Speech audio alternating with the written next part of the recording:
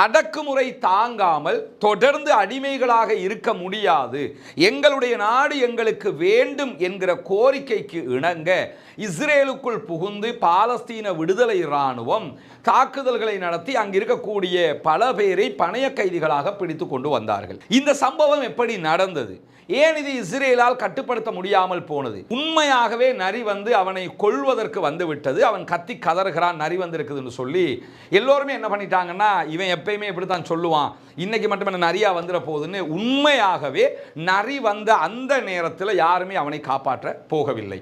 இந்த சந்தர்ப்பம், இந்த கதை என்பது சர்வதேச மட்டத்தில் தொடர்ந்து இது மாதிரி ஏமாத்தினீங்கன்னா உண்மையாக நீங்கள் பாதிக்கப்படுகிற போது யாரும் உங்களுக்கு வரமாட்டார்கள் என்பதற்காக சொல்லப்படக்கூடிய ஒரு கதை. இந்த கதை தான் பாலஸ்தீன விடுதலை இராணுவத்தினுடைய இஸ்ரேல் மீதான தாக்குதலுக்கு அடித்தளம் என்று சொன்னால் யாரும் நம்புவார்களா? இன்றைக்கு அல் ஜசீரா இது தொடர்பான ஒரு விரிவான கட்டுரையை வெளியிட்டிருக்கிறாங்க.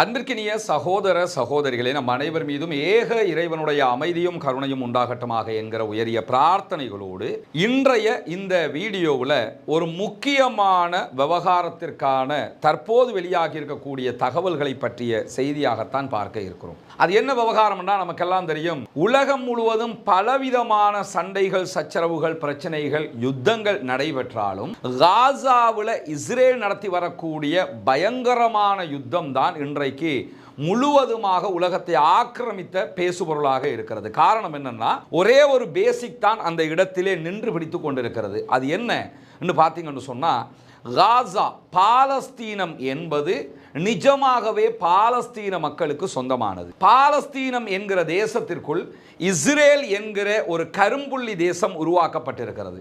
இரண்டாம் உலக மகா யுத்தத்திற்கு பிறகு பிரித்தானியா தலைமையிலான நாடுகள் ஒன்றிணைந்து இந்த நாட்டை உருவாக்கியதற்கு பிறகு பாலஸ்தீனம் தனி நாடு என்கிற அந்தஸ்து கொடுக்கப்படாமல் பாலஸ்தீன மக்கள் எப்போதுமே அடிமைகளாக இஸ்ரேலால் நடத்தப்பட்டு கொண்டிருக்கிறார்கள். முழு அரபு நாடுகளும் சுற்றி வளைத்து இதை பார்த்து கொண்டிருக்கிறது. கேள்வி கேட்பதற்கு யாரும் இல்லை, தட்டி கேட்பதற்கு யாரும் இல்லை, குற்றம் சுமத்துவதற்கு யாரும் இல்லை என்கிற நிலையில் அங்கு அப்பாவிகள் கொல்லப்படுவது என்பது அன்றாட செய்தியாக மாறி போயிருக்கக்கூடிய சூழல்ல தான் இந்த பாலஸ்தீன இஸ்ரேலுக்கு இடையிலான சண்டை என்பது சர்வதேச மட்டத்தில் மனிதநேயம் மிக்க அத்தனை பேரையும் தற்போது ஒரு கட்டுக்குள் கொண்டு வந்து வைத்திருக்கிறது. உலகம் முழுவதும் பலவிதமான ஆர்ப்பாட்டங்கள் நடத்தப்பட்டு வருகிறது. தற்போதைய ஆர்ப்பாட்டங்களை எல்லாம் பார்த்தீங்கன்னா, பாத்திரங்களோடு வீதிக்கு வந்து பொதுமக்கள் ஆர்ப்பாட்டம் நடத்துகிற நிலை உருவாகி இருக்கிறது. ஏன்னா, காசாவுக்குள்ள உணவு கொடுங்க, காசா மக்களுக்கு மருந்து கொடுங்க என்கிற கோரிக்கைகள் எல்லாம் வலுப்பெற ஆரம்பித்திருக்கிறது. இந்த சூழல்ல காசாவுக்கு எதிரான இஸ்ரேலுடைய தாக்குதல்கள் ஆரம்பிக்கப்படுவதற்கு முன்பதாக அக்டோபர் 7, 2023 அன்று அடக்குமுறை தாங்காமல் தொடர்ந்து அடிமைகளாக இருக்க முடியாது, எங்களுடைய நாடு எங்களுக்கு வேண்டும் என்கிற கோரிக்கைக்கு இணங்க இஸ்ரேலுக்குள் புகுந்து பாலஸ்தீன விடுதலை இராணுவம் தாக்குதல்களை நடத்தி அங்கு இருக்கக்கூடிய பல பேரை பணைய கைதிகளாக பிடித்து கொண்டு வந்தார்கள். இந்த சம்பவம் எப்படி நடந்தது? ஏன் இது இஸ்ரேலால் கட்டுப்படுத்த முடியாமல் போனது? இஸ்ரேலுடைய உளவுத்துறை என்ன செய்து கொண்டிருந்தது என்கிற பல கேள்விகள் இஸ்ரேலுக்கு முன்னால் இருக்கிறது. ஏன்னா, இஸ்ரேலை பொறுத்தவரையில் இஸ்ரேலுடைய பாதுகாப்பு கட்டமைப்பு என்பது உள்நாட்டை தாண்டி வெளிநாடுகளிலும் புகழ்பெற்றதாக பார்க்கப்படக்கூடிய ஒரு பாதுகாப்பு கட்டமைப்பு. குறிப்பாக இஸ்ரேலுடைய மொசாது என்றாலே உலகத்தில் பல நாடுகளும் அஞ்சக்கூடிய ஒரு நிலை இருந்து வந்தது நமக்கெல்லாம் தெரியும். இஸ்ரேலுடைய உள்நாட்டு உளவு பிரிவாக இருக்கக்கூடிய ஷின்பத் என்பது மிக பலம் வாய்ந்ததாக பேசப்பட்டது நமக்கெல்லாம் தெரியும். இஸ்ரேலுடைய இராணுவ உளவு பிரிவாக இருக்கக்கூடிய அமான் என்கிறது ரொம்ப பலம் வாய்ந்ததாக சர்வதேச மட்டத்திலே பேசுபொருளாக மாறி இருந்தது நமக்கெல்லாம் தெரியும். அதே நேரத்தில் இஸ்ரேலுடைய 8200 என்கிற இணையதளங்கள் தொடர்பான சைபர் கிரைம் தொடர்பான ஆய்வுகளை மேற்கொள்ளக்கூடிய அந்த பிரிவும் பல நாடுகளிலும் பல வேலைகளை செய்து புகழ்பெற்றவர்களாக, உளவுத்துறையிலே தேர்ச்சி பெற்றவர்களாக அறியப்படுகிறவர்கள். இதை தாண்டி இஸ்ரேலுடைய வெளிநாட்டு செயல்பாடுகள் நீங்க எடுத்துக்கிட்டீங்கன்னா, எங்களுடைய யூதர்களை நாங்கள் பாதுகாக்கிறோம் என்கிற என்கிற பெயர்ல பல நாடுகளுக்கு உள்ள புகுந்தும் பலவிதமான செயல்பாடுகளை, நாசகார செயல்பாடுகளை அவர்கள் செய்திருக்கிறார்கள். குறிப்பாக இஸ்ரேலால் மேற்கொள்ளப்பட்ட பல தாக்குதல்களில் இன்றைக்கும் பேசப்படக்கூடிய ஒரு தாக்குதல் தான் உகாண்டாவுக்குள்ள உகாண்டாவினுடைய அதிபராக அன்றைய நாட்களில் இடியமின் இருக்கிற போது அன்றைக்கு இருந்த PLO பாலஸ்தீன போராட்ட அமைப்பு என்ன பண்ணாங்கன்னு சொன்னா, இஸ்ரேலியர்கள் யூதர்கள் இருந்த ஒரு விமானத்தை, பிரான்சினுடைய விமானத்தை கடத்தி கொண்டு உகாண்டாவில் கொண்டு போய் தரையிறக்கி இருந்தாங்க. அந்த நேரத்தில் உகாண்டாவினுடைய என்டபே விமான நிலையத்துக்குள்ள சரமாரியாக நுழைந்து உகாண்டாவினுடைய பாதுகாப்பு துறையினுடைய கண்ணில் மண்ணை தூவி உகாண்டாவினுடைய ஹெலிகாப்டர்கள் உள்ளிட்ட இராணுவ தளங்கள் உள்ளிட்ட உகாண்டாவினுடைய விமானங்கள் பலவற்றையும் அழித்து நொறுக்கி தங்களுடைய மக்களை உயிரோடு மீட்டு கொண்டு வந்தது இஸ்ரேலுடைய மொசாத் என்பது சர்வதேச அளவில் இஸ்ரேலுக்கு மிகப்பெரியதொரு மரியாதையை அல்லது ஒரு நல்ல பெயரை அல்லது பாதுகாப்பு தொடர்பான உச்சகட்ட பயத்தை உண்டாக்கி கொடுத்த ஒரு செய்தியாக பார்க்கப்படுகிறது. நீங்க இன்னைக்கும் போய் ஆபரேஷன் என்டபே என்று சொல்லி பார்த்தீங்கன்னா பல சினிமா படங்கள் கூட இதையொட்டி எடுத்து அவர்களுடைய புகழை அவர்கள் மெருகூட்டி கொண்டார்கள்.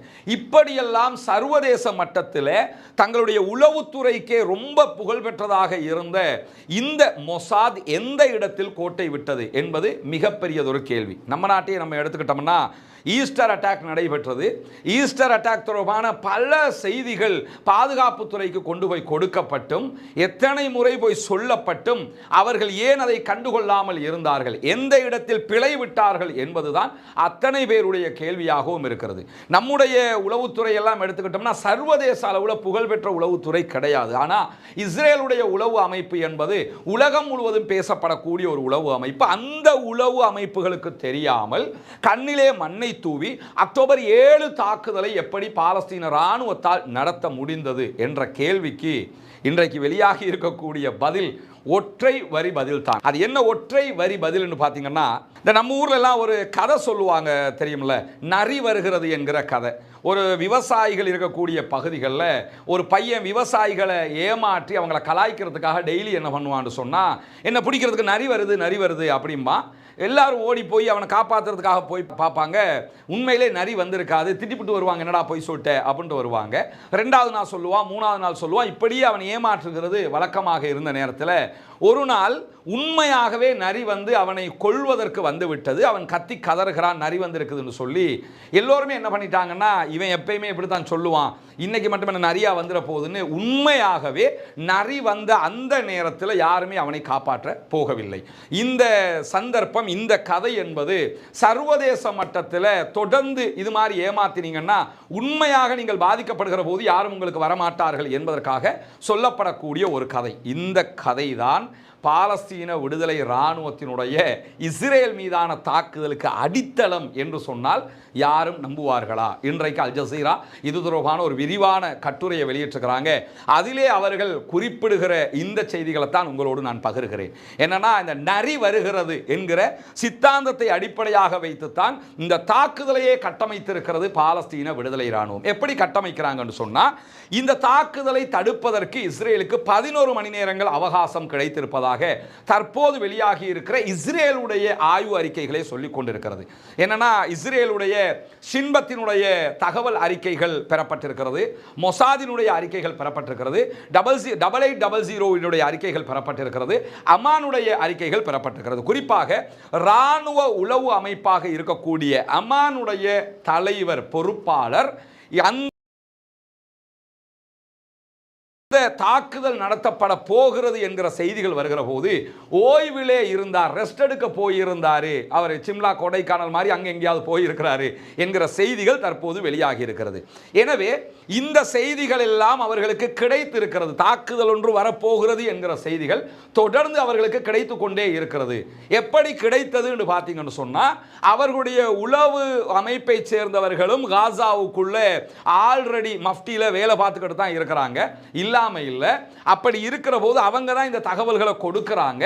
அப்படி என்றால் பாலஸ்தீன விடுதலை இராணுவத்திடமிருந்து செய்திகள் கசிந்ததா என்று சொல்லி பார்த்தீங்கன்னா நிச்சயமாக கசிந்தது. எப்படி கசிந்தது என்றால், கசிய விடப்பட்டது என்கிறது தற்போதைய ஆய்வு அறிக்கைகள். உதாரணமாக பாலஸ்தீன விடுதலை இராணுவத்தினுடைய அன்றைய இந்த தாக்குதலை திட்டமிட்ட தலைவர்கள், தளபதிகள் என்று எடுத்துக்கிட்டீங்கன்னா, குறிப்பாக மரணித்த லைஃப் அவர்தான் தலைவராக இருக்கிறார். பாலஸ்தீன விடுதலை இராணுவத்தினுடைய தலைமை தளபதி அவர்தான். அந்த இராணுவத்தை உருவாக்கினதை அவர்தான், கட்டமைச்சதும் அவர்தான். அவர் இருக்கிறார். அதே போன்று மரணித்த ஷேக் யஹியா சின்வார் களத்தில் இருக்கிறார். இவரோடு சேர்த்து முகமது லைஃப் இருக்கிறாரு.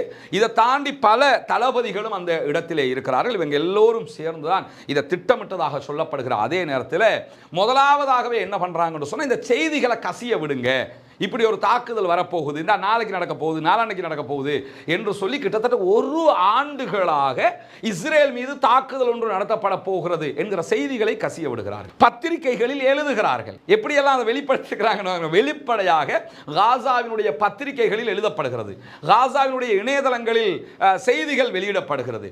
அதை தாண்டி பாலஸ்தீன விடுதலை அமைப்பு என்ன பண்றாங்கன்னு சொன்னா, ஒரு தொலைக்காட்சி தொடர் ஒன்றை ஒளிபரப்பி இருக்கிறாங்க.